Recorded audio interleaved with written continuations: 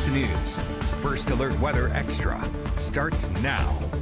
Welcome into Weather Extra on this Tuesday. We've had a lot of rain out there today. Not much storm activity, but certainly lots of wet weather, lots of clouds, and temperatures today staying in the low 70s, even some upper 60s out there in some areas. Probably one of the last cooler days that we're going to see for a while. Let's get you over to our First Alert Weather headlines, and where we do have showers right now, that activity will be dissipating slowly but fading away this evening. Still kind of cloudy. There's going to be some showers returning tomorrow morning, it looks like. I know we were factoring in that chance for some scattered activity for Wednesday, but tomorrow looks like the greatest chance early in the day, more spotty in the afternoon, and we have scattered storms that will return on Friday. I still think Thursday is going to be a dry day for us, but here's what it looks like on radar. What you're seeing here is mostly light showers. We've got the SEC baseball tournament happening in Hoover. We had some game delays today. You can see some more showers that are around the Chelsea area, light sprinkles, light showers,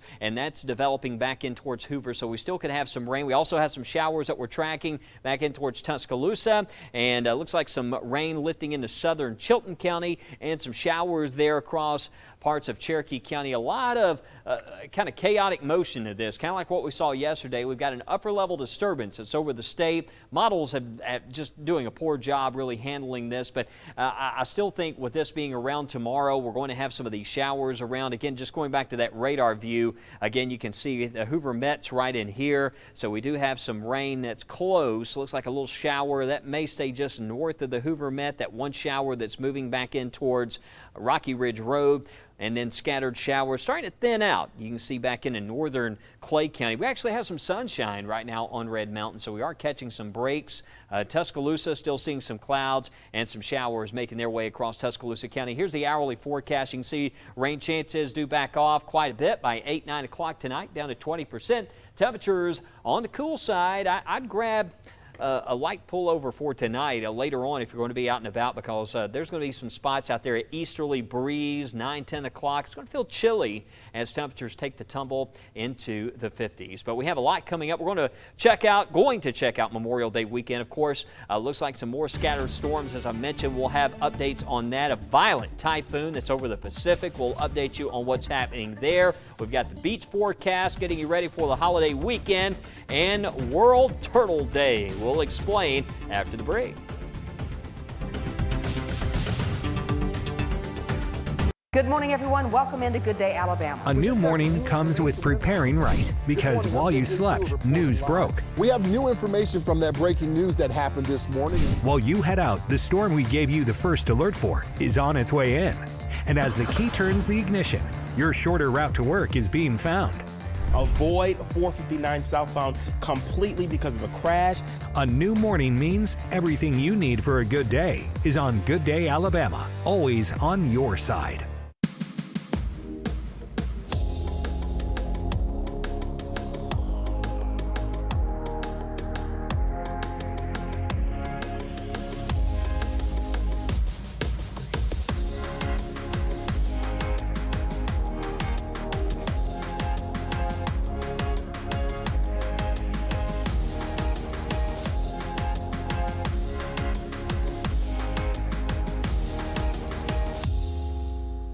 The First Alert traffic you need to get you there safe and on time. Tomorrow morning, everything you need for a good day is on Good Day Alabama. You're late, out the door, and on the go. Don't worry. Good Day, Alabama continues all morning long. And wherever you watch, this is what you need to know right now. More reporters on the streets with more hours of news when you need it. Everything you need for a good day is on Good Day Alabama.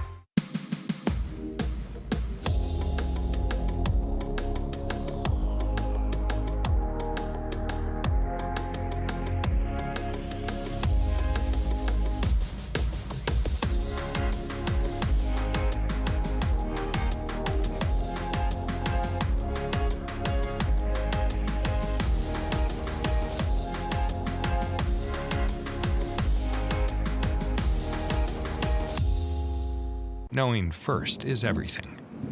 First Alert Weather.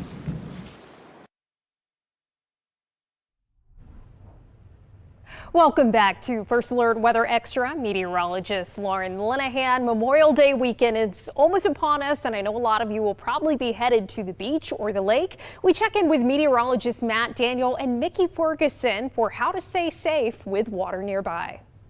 So Mickey, Memorial Day weekend's coming up. I know a lot of people have big plans. Maybe they want to stay here, go to the lakes, maybe go down to the Gulf Coast. Yep, or just stay home. But regardless, we've got your weather forecast for it. It starts off with water safety because a lot of folks get on the water, and the beach is where we're starting out. Yeah, we want to make sure you're safe and prepared as we get ready for the summer months. So obviously, when thunder roars, go indoors. You see a storm developing, you hear thunder, see lightning, you want to go inside to stay safe. Of course, just beware of coastal alerts and conditions. We always tell people to download our WVRC First Alert weather app. And look out for those rip currents. That is right. And if there is a rip current, so you want to make sure you swim parallel to the coast. A good idea is to observe those wave heights and also look at the flags that are out there on the beach. I got caught up in a rip current one time, and I just took a big breath and just stayed still. Instead of moving, just conserved the energy, and then eventually popped out. That's right. We'll talk more about that because if you look at weather-related deaths when it comes to being at the beach for the northern Gulf Coast, rip currents are the biggest concern. Almost 195 between 2002 and 2022. So that's significant. So it's all about safety. First of all, need to make sure that rip current threat's on the low end side, because if it's a moderate or high risk, you want to stay out of the water. But if you happen to be out in the water, this is what a rip current is. It's just a strong current of water moving away from the shore. So it's going to pick you up and move you away from the coastline. It's that suction you feel. And typically you can tell by the flags. If there's a red flag warning or a double red flag, that's going to let you know that there's probably a rip current going on out there. Yeah, and it's also telling you don't need to be in the water. That's right. Because it can be illegal right there. But yeah, you want to swim parallel from the coast, and you want to remain calm. I think a lot of times people are freaking out when it's happening because it is scary. That's what I'm telling you I did. I just held my breath, and it eventually popped me out way out there, and I just eventually swam back in. Yeah, so stay calm and swim parallel to get away from that particular current. So just little tips of water safety. If you're out on the beach and you see a purple flag, that means there's dangerous marine life. There could be like jellyfish, or stingrays, stuff like that. It's usually jellyfish is what that is. Green flags are low hazard. Typically the Gulf, they're going to fly a yellow flag most days. And that's just moderate surf, some rip currents expected.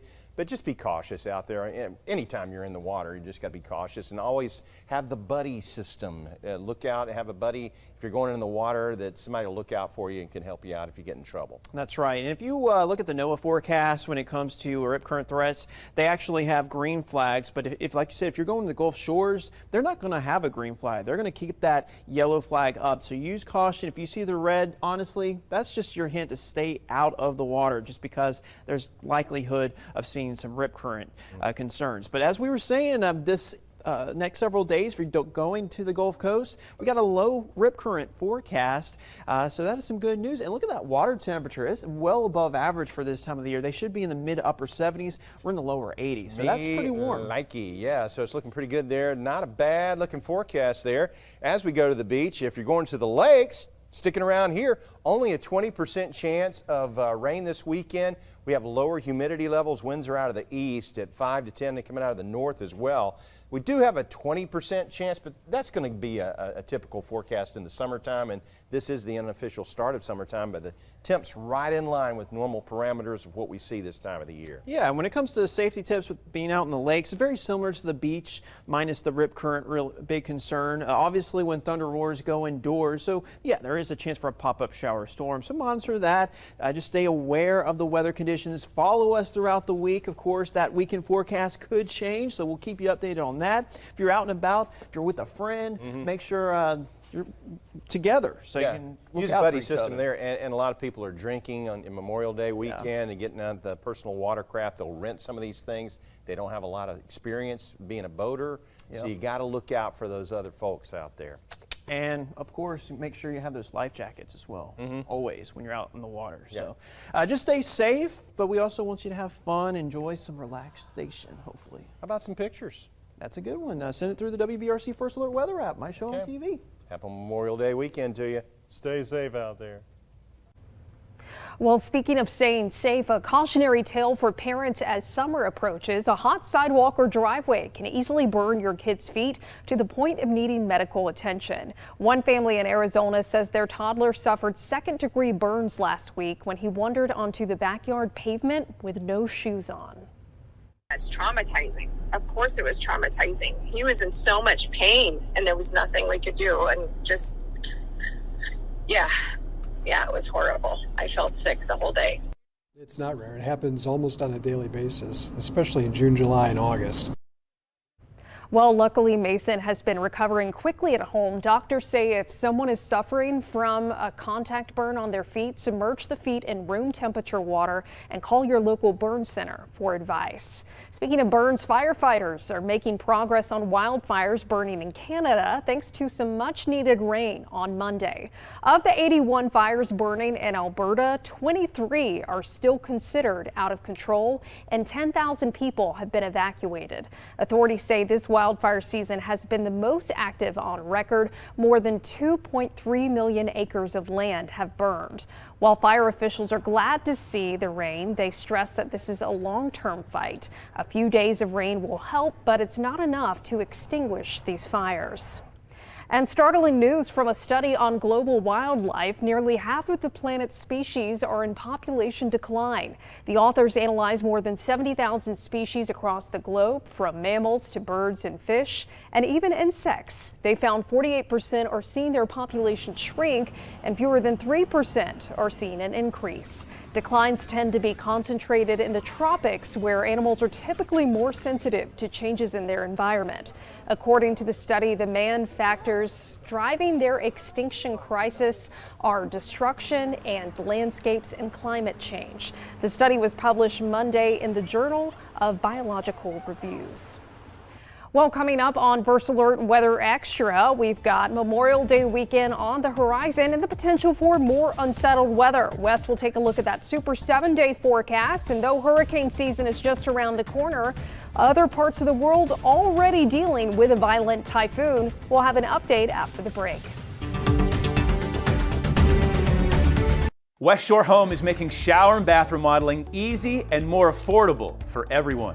Hey everybody, I'm joined by Kirsten Page from West Shore to find out exactly how they're making that happen. Kirsten. So Joe, we've been able to give homeowners, over 165,000 of them, the shower and bath of their dreams by making it a fast, easy, and convenient experience. But now we're making it even more affordable to start your project without breaking the bank. Now Kirsten, when someone starts a remodeling project, costs can be a real concern. So how are you making it more affordable to start that project right now? So instead of me telling you, why don't I show you? This homeowner was having some problems with their old shower. They called us, we stopped out, and we completely removed the old bathtub and replaced it with a walk-in shower in just one day. The best part? We can do a job like this for as low as $99 a month. $99 a month, that's incredible. It really is. We understand that budgets can be a little tighter this time of the year, so we want to make it easier for folks to get their projects started right now. So let's go ahead and look at another project we recently did. This homeowner was so excited to get rid of their old bathtub because they were getting an easy, low-step shower. You can see here we took out that old bathtub and removed everything down to the studs. Then we installed new walls and fixtures.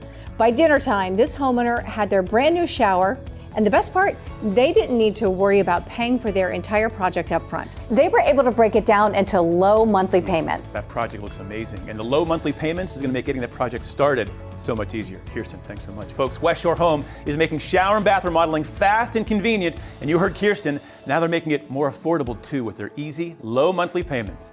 Call the number on your screen right now to start your project, and when you do, take advantage of this great offer. Call in now to get your new shower for as little as $99 a month. On top of that, they're doing free installation on all shower and bath projects. Don't delay. Call the experts at West Shore Home now.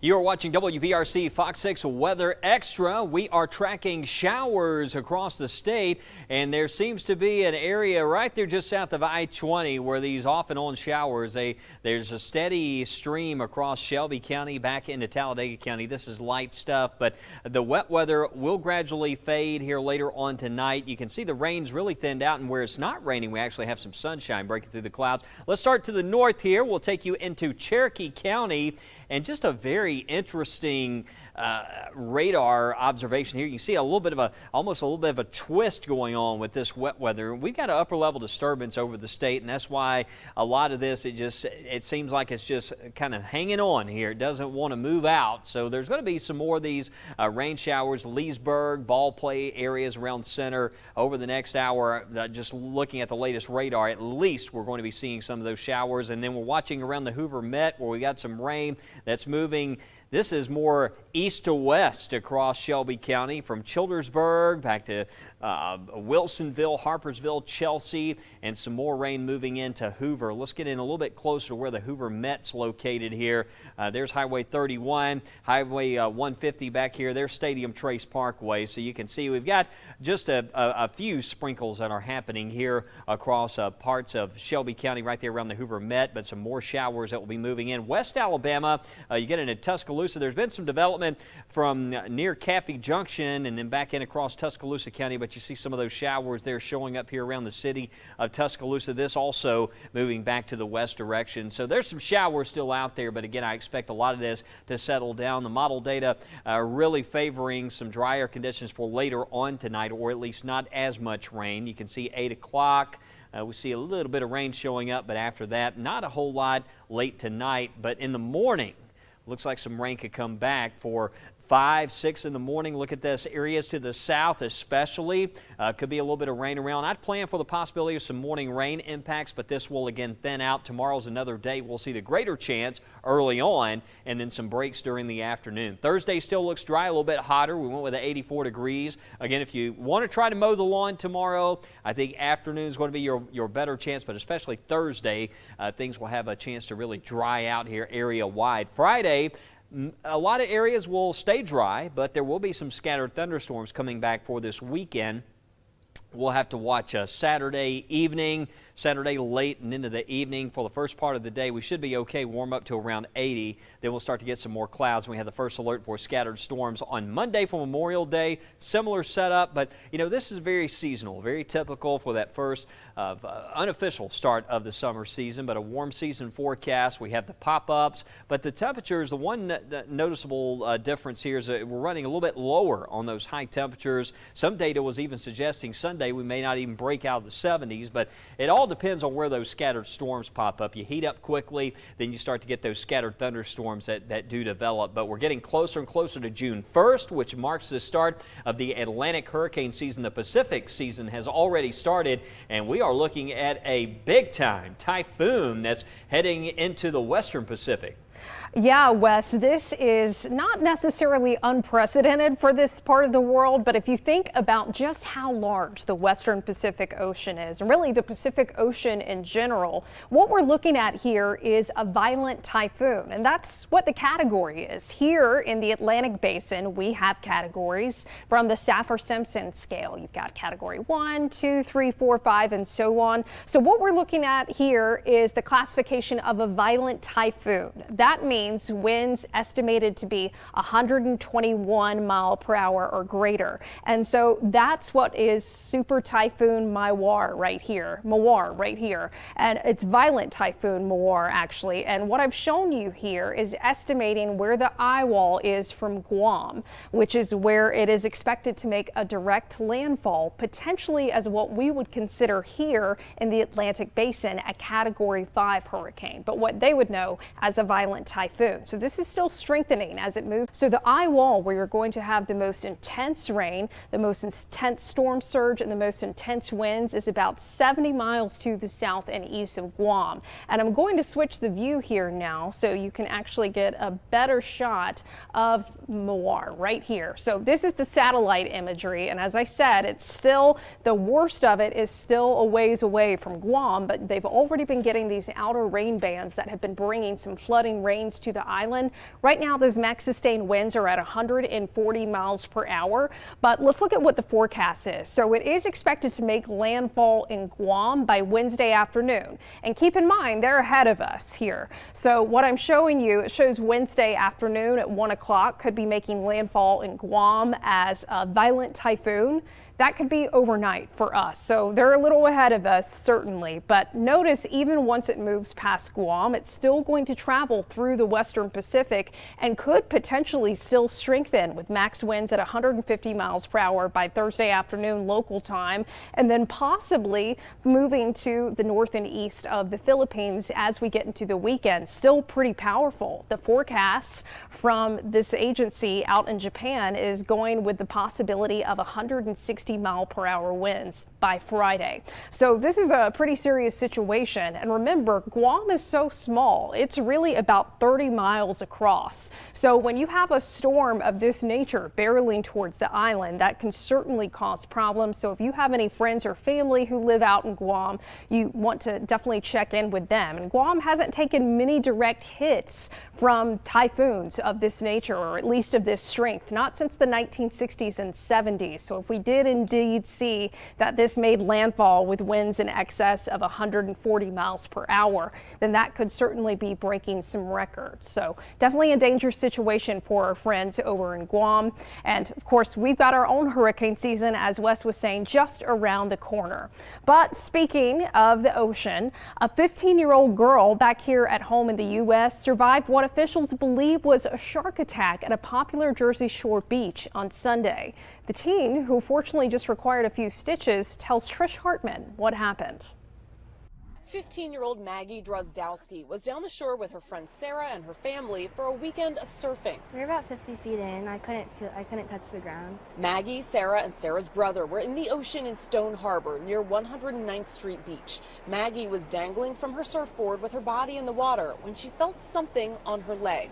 I thought it was just a crab, like pinching my foot, but it felt bigger than that, I realized, and my whole foot was like in its mouth, and I was shaking my foot as hard as I could. It was hard. It was like really heavy. She says after about 5 seconds, it let go. Sarah was nearby. I thought she was drowning because she got pulled under, and she came up and screamed again, like, I think something bit me, I think something bit me. Maggie climbed onto her board and paddled herself to shore. Immediately felt the pain in my foot, and I looked at the back of my leg, and there was a big chunk of skin missing from the back of my leg. Maggie went to the hospital where she received 6 stitches in her foot and leg. Stone Harbor officials say after having marine wildlife experts examine what happened, her injuries are consistent with a shark bite. Maggie never saw the creature that bit her. The sharks know the difference between their prey. Stockton University marine science professor Steve Nagowitz says the shark probably didn't intend to bite a human. The only time people come into the mix is when they're in the water with the same food the shark is looking for. And in this case, the young girl who got bit was just in wrong place, wrong time. As for Maggie and her family, of course you believe it, but you don't believe it. It's unreal. They'll be spending a lot more time on dry land. I can't imagine never going in the ocean again, but probably not this summer. Certainly understandable. Well, right now the incident hasn't prompted officials to restrict beach activity, but they are urging beachgoers to be vigilant. While research shows women have been making strides in the field of STEM, academic experts say there's still a large gap in gender diversity, especially when it comes to careers in science, technology, engineering, and math. Marianne Rafferty takes a closer look at what can be done to create gender equity. You are probably familiar with the term STEM, which stands for Science, Technology, Engineering, and Math. But while these industries have led to some of the most important inventions in the world, a growing number of academic professionals believe a lack of gender diversity in STEM could hinder our ability to make new discoveries in the future. We aren't going to get those differences in thoughts that build those amazing ideas that create new and innovative things for our world. The most recent data from the Census Bureau reveals women made up roughly 30% of workers in STEM jobs in 2019. And while that's up from the 8% of women in STEM back in 1970, researchers say there's a lot more room for growth. But getting them hooked on STEM needs to happen at a young age. By the time females reach 8th grade, they either like STEM or they don't.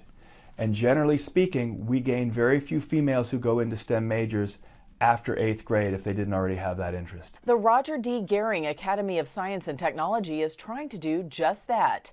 Located in Las Vegas, the school blends STEM topics into its curriculum for their roughly 700 students. If we discourage children in their learning early on, they're not going to have those foundations. They're not going to be successful, and we're going to drive them away not only maybe being STEM majors, but working in STEM fields. Advocates are also calling for more racial diversity in STEM. Data from the Pew Research Center finds Black and Hispanic people are severely underrepresented in those fields. Marianne Rafferty, Fox News. And today marks a celebration for turtles. Say that 5 times fast. Today is World Turtle Day, which the nonprofit American Tortoise Rescue sponsors each year to raise awareness about the animals. It says organizations around the world put on fundraisers and educational events each May 23rd, and people at home can get involved by posting, selfies on social media. This year's theme is I Love Turtles. According to the rescue, about 60% of the world's turtles are threatened or extinct. Well, I do declare, I think I myself need to go find a turtle and take a little selfie with them. So if anyone has a turtle, holler and I'll come stop by. But of course, we've got some rain around this evening, as we're seeing on First Alert AccuTrack, some light to moderate rain showers. And then of course, we have been watching Super Typhoon. Well, I say Super Typhoon, it's been upgraded now to Violent Typhoon Mowar out closer to Guam. It is expected to make landfall overnight. Local time in Guam would be Wednesday afternoon. But what does that mean for us here in the U.S.? Well, it would be akin to a Category 5 hurricane, potentially. So in different parts of the world, you've got different categorization systems, you've got different types of names. So all of them are tropical cyclones, but call them typhoons in the Western Pacific. We call them hurricanes here at home in the Atlantic. So let's get a look at that Super 7-day forecast. For tomorrow, we still have a chance of showers, especially along and south of I-20 during the morning. And then we should briefly dry out. Still some uncertainty going into Memorial Day weekend. We have another little upper level disturbance that's going to be moving through. And sometimes that can be tricky to handle exactly just what we could see in terms of rain chances. But we'll keep an eye on things, and you can check back in tonight with Chief Meteorologist Wes Wyatt for an update on First at 9 and here on Weather Extra every weeknight at 6:30 on your favorite streaming platform. I'm meteorologist Lauren Linehan. Have a safe and happy World Turtle Day.